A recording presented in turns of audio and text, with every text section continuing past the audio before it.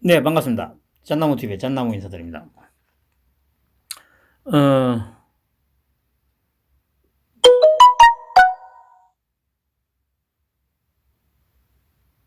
안철수가 말씀드렸듯이, 결국에는 이제 스스로 이제 몰락의 길을 선택을 했죠. 뭐, 뭐, 뭐라고 얘기했는지는 뭐 굳이 읽거나 뭐 할 필요는 없고요. 어, 지금 윤석열이, 그러니까 이 윤석열이라는 인물에 대해서 전혀 이제 파악을 못하고 있는 거죠.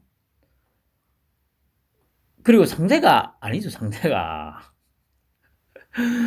윤석열이는 혈혈단신으로, 아무런 기반 없이 국민의힘에 들어가가지고 6개월 만에 당을 완전히 장악하고, 지금, 뭡니까? 대선을 코앞에 두고 지금 지지율이 폭발하고 있지 않습니까? 이런 사람을 상대로 이 얕은 수를 쓰는 이런 안철수가, 한편으로는 좀 안쓰럽기도 하고요. 어, 뭐, 아무튼, 그, 어쨌든 저기 뭡니까. 제가, 그리고 뭐, 물론 이제 다들 부행님이, 우리나라에서 윤석열이라는 인물에 대해서 가장 먼저 파악을 한 그 이후로, 다들 부행님하고 저 같은 경우는 지금, 물론 다들 부행님은 그 이전부터지만, 저도 벌써 4년 넘게 유심히 지켜봤지 않습니까? 윤석열의 그 어떤 스타일이랄까, 상대를 대하는 방법. 그러니까 이제 여기서 말하는 상대는, 어, 하나의 일종의 적이라고 할 수 있죠, 적. 결국에는 그 딱 방법은 한 가지였습니다. 한 가지였는데, 이제 그 상대가 누구냐에 따라서, 어떤 사람이냐에 따라서 이제 약간 뭐라고 해야 되죠? 전술이 조금씩 바뀌었다고 해야 되나? 큰 틀에서의 전략은 딱 하나였고, 상대에 따라서 이제 전술적인 부분을 조금씩 이제 달리 했다는 거죠. 그게 뭐냐면, 이제 전략은 그거였죠. 그냥 깔아뭉개기, 시간 끌기.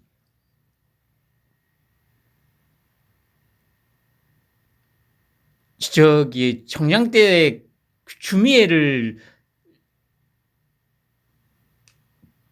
보낸 것도 시간 끌기 작전이었죠.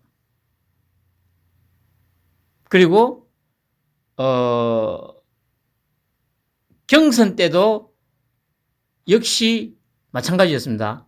그 이후로도 지금, 선대위 발족하고 난 이후부터도 보면 뭐 이준석에 대한 부분, 홍준표에 대한 부분, 김종인에 대한 부분들 보면은 뭐 다 다른 것 같지만 결국에는 시간 끌기로, 깔아뭉개기로 시간 질질 끌어가지고 상대의 진을 빼가지고 지칠 대로 지치게 만들어가지고 스스로 나가 떨어지게 만들었거든요.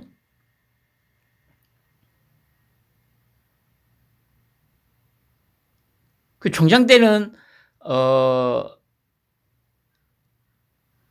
이제 핍박이 시작된 이후로, 추미애가 막 압박을 가하면 조용히 있다가, 그리고 이제 저쪽 진영의 압박이 조금 느슨해졌다 싶으면 살 나와가지고 뭐 수사하는 척.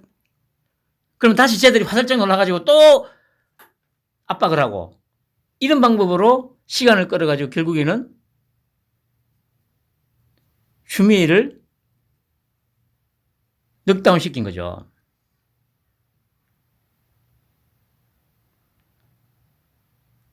보시면은 뭐 김종인도 마찬가지입니다. 결국에는 뭐 다 들어줄 것처럼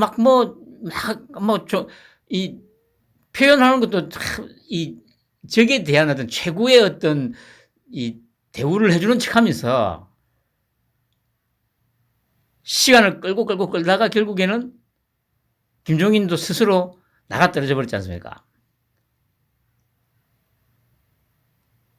지금 그 홍준표도 마찬가지고 또 저기 뭡니까 그 이준석이도 결국에는 어쨌든 이준석이는 그래도 당대표 아닙니까? 당대표이기 때문에 결국에는 이제까지 뭐 홍준표 뭐 김종인이 한테 했던 방식보다는 조금 더 유연하게 대처를 한 것 같아요. 근데 결국에는 아직도 아마 제가 듣기에는 뭐 분탕도 치고 한다고는 합니다만은 근데 언론에서도 안 다루잖아요. 그리고 자기도 지치고 자기도 살아야 되니까 이제는 윤석열 쪽으로 많이 기울었죠. 이준석이도. 그 자기도 살려면 어쩔 수 없죠.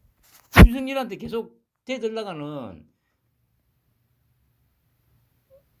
정치 생명이 끝나는 것뿐만 아니라 인생 자체가 끝이 날 거니까. 그래도 살아야 되니까. 그런 걸로 보면 윤석열의 전략은 딱 하나밖에 없어요. 그 대답표님도 항상 하는 얘기가 그잖아.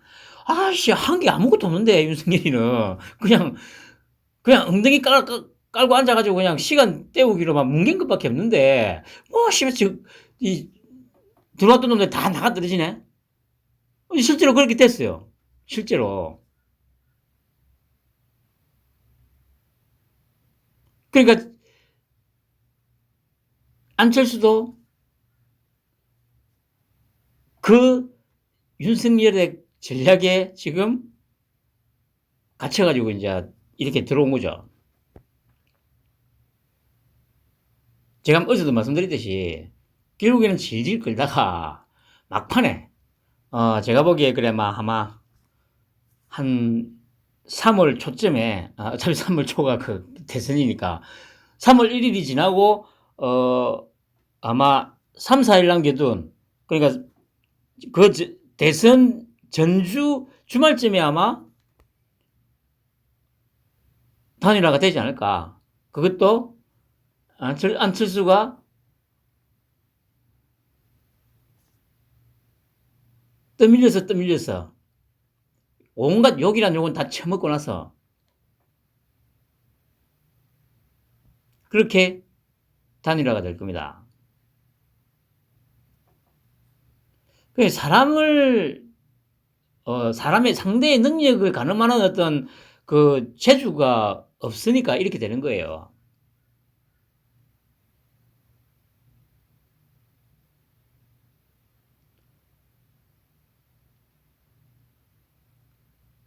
그리고 이제 윤석열이 이제 뭡니까 그 경선 때 그 경선을 돌파해낸 능력은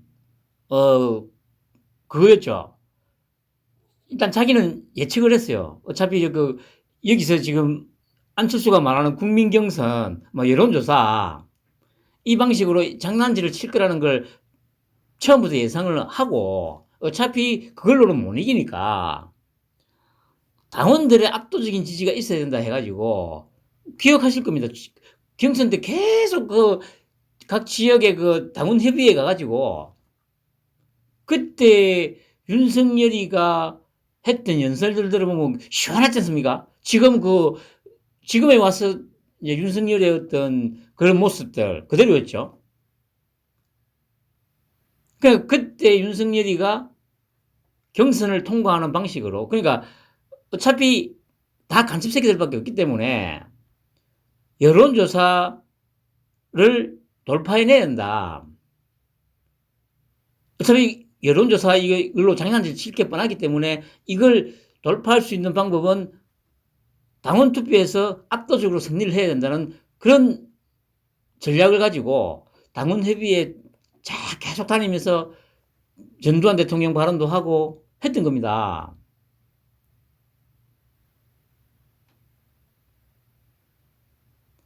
그래서 어쨌든 결국 돌파해내지 않습니까?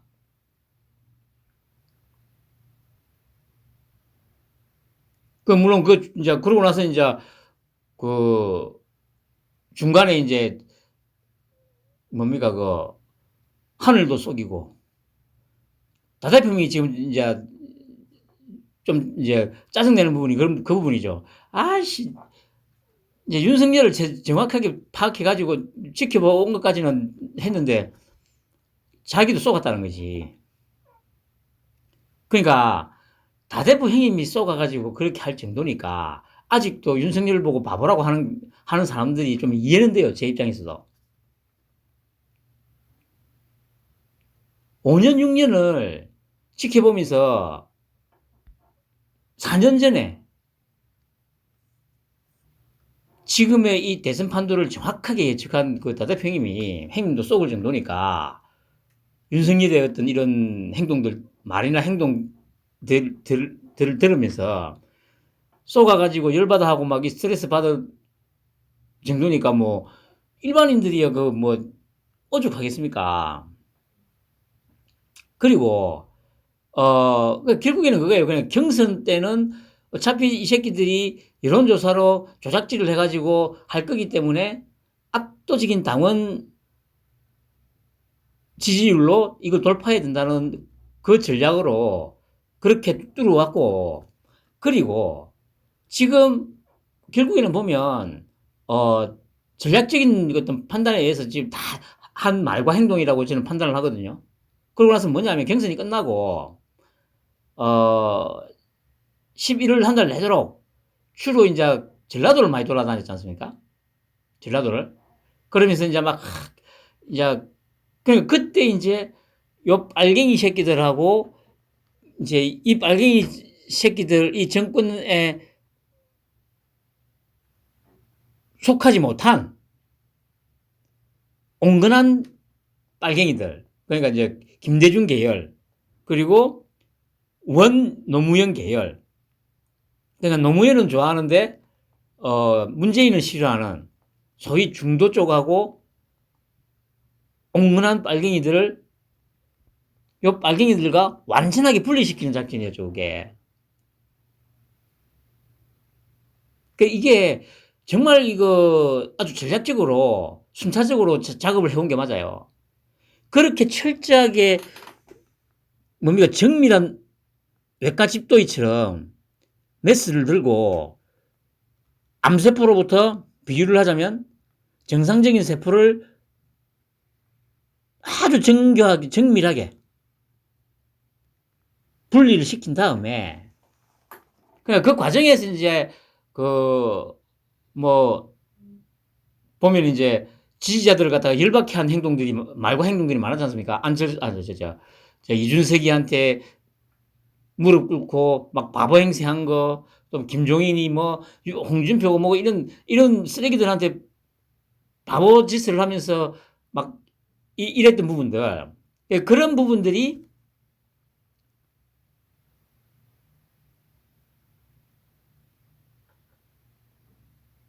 그 알갱이들로부터 이 소위 말하는 저기 전라도의 그 원줄기를 분리해내는 과정이었던 거죠.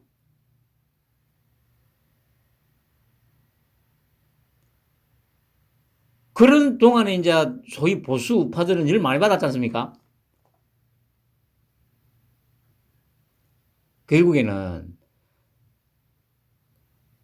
며칠 전에 그 발언으로 이제 나왔습니다만, 결국에는 이 소위 우파, 보수들, 그리고 문재인에 대해서 엄청나게 분노를 갖고 있는 사람들은 결국에 마지막에 한 달 정도를 남겨놓고 결집시킬 수 있다는 그런 확신이 있었던 거죠.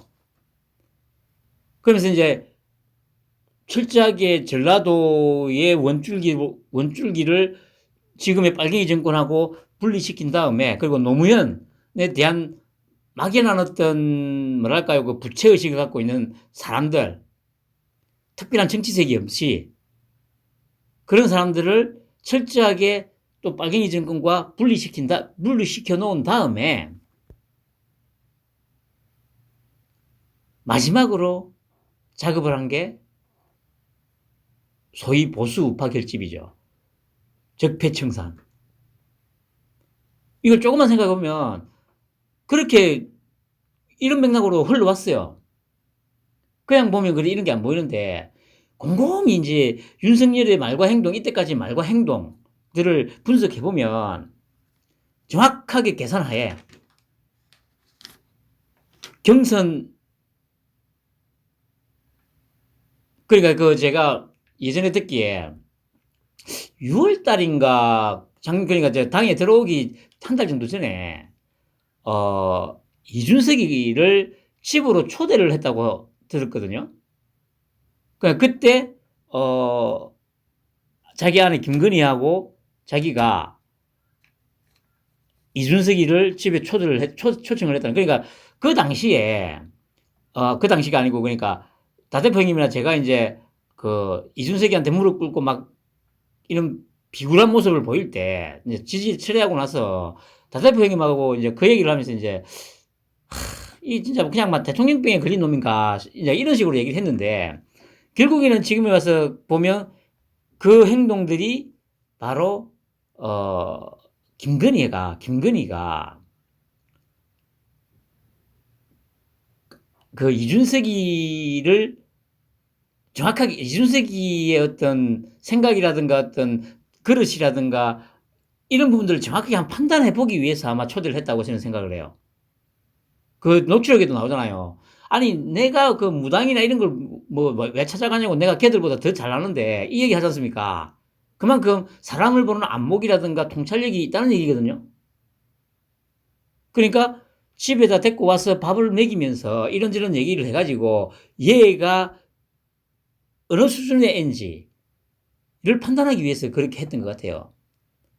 그리고 이제 김건희는 김건희대로 외곽에서 그런 빨갱이 기자들 섭외를 해가면서 어느 놈을 고를까. 야, 나 빨리 여기 미끼로 나왔으니까 나 물어봐. 이러면서 한 놈을 물어가지고, 가장 만만한 놈 한 놈을 물어가지고 녹취를 하게 만들어가지고 이제 그런 작업을 했던 거죠. 크게 보면 김건희가 제가 말씀드렸듯이 기획, 제작, 극본, 감독이 맞아요.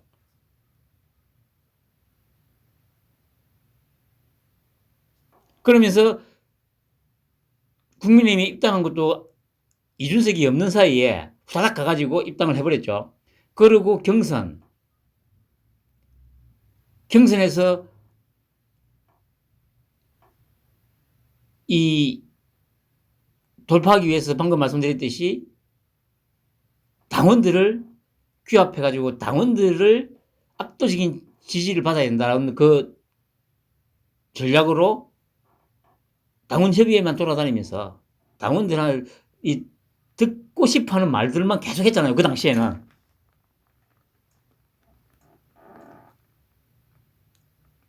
그럼 왜 이제 그래 좀 강하게 나가지 안 했을까? 이런 생각 들잖아요.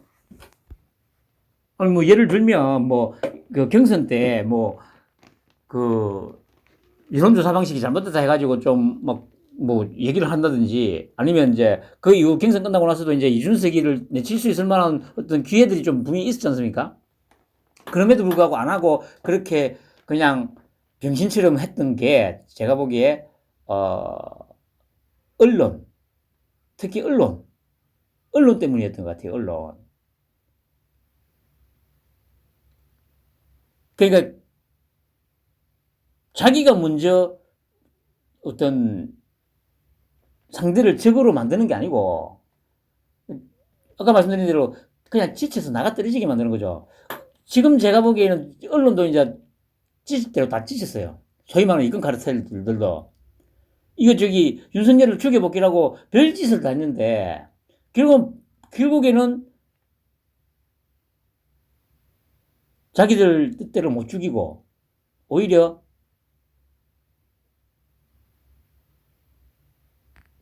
홀로 이 어마어마한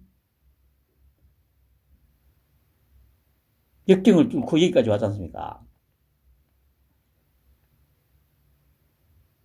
그러니까 그 어떤 누구의 도움도 없이 돌파해내야 이 나라를 다시 리셋할 수 있다는 그런 생각으로 온몸으로 자기 한 몸 던져놓고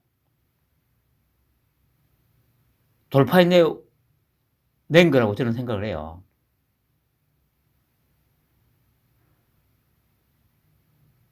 그런 어마어마한 윤석열을 상대로 이 안철수가 지금 되도 않는 이런 윤석열이가 그랬지 않습니까? 일주일 전에 장수 대 장수가 만나가지고 단판 짓자. 그 이제 안철수가 이제 이렇게 한 거는 아까도 말씀드렸습니다만 결국에는 그 역선택을 바라고 그 홍준표 때의 그 방식을 지금 이제 택하자는 거죠. 뭐 만약에 이론조사 하자고 하면 또 저 홍준표 때 경선 때처럼 또 저기 찐빠들하고 막 개떼같이 몰려 들어가지고 또 여론조사에 참여할 거 아닙니까?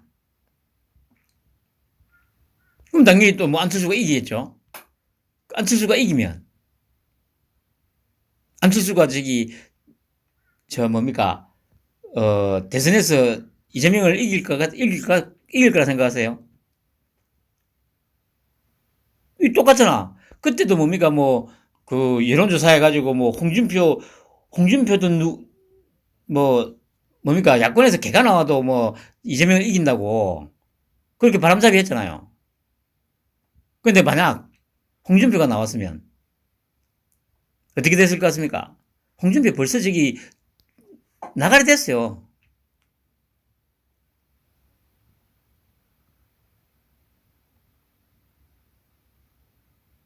그러니까 안철수도 10년 동안 정치계에 몸담고 있으면서 가장 더러운 것들만 지금 배운 거예요. 가장 더러운 것들.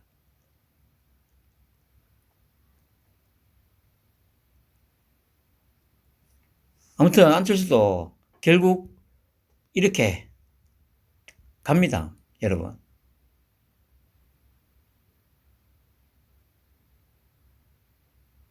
그리고 윤석열은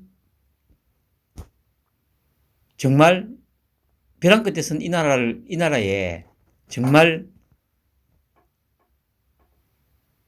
딱 맞는 시기에 하늘이 내린 지도자가 맞아요. 그거 하나만큼 확실합니다, 진짜. 그 누구에게도, 그 어떤 정당에도, 그 어떤 이권 카르텔에게도 부채를 지지 않은 전 세계 역사상, 인류 역사상 정치인 중에 이런 인물은 아마 전무후무할 거라고 저는 생각을 해요. 혼자의 힘으로 그 모든 어마어마한 권력을 다 뚫고 나왔지 않습니까? 정말 저는 이 가슴이 떨려요, 가슴이. 물론 저나 여러분들이 원하는 만큼의 어마어마한 그 정도까지는 힘들 겁니다. 그리고 어차피 윤석열이가 할 거는 그냥 돌려내는 거가 제일 중요해요. 아니 이 소위 말하는 도둑놈들 이런 쓰레기들만 정리를 해도 경제니 뭐니 이거는 그냥 자동적으로 굴러가게 돼 있지 않습니까, 솔직히. 아니 어차피 4차 산업이고 지랄이고 해봐요. 다 그거는 기업들이 하는 거고 정부는 어차피 기업들 이런 거 하겠다고 하면 보고 괜찮다고 싶으면 조금 음으로 양으로 좀 지원해주는 그게 단데 거기에 정확하게 맞는 인물이잖아요, 윤석열이가.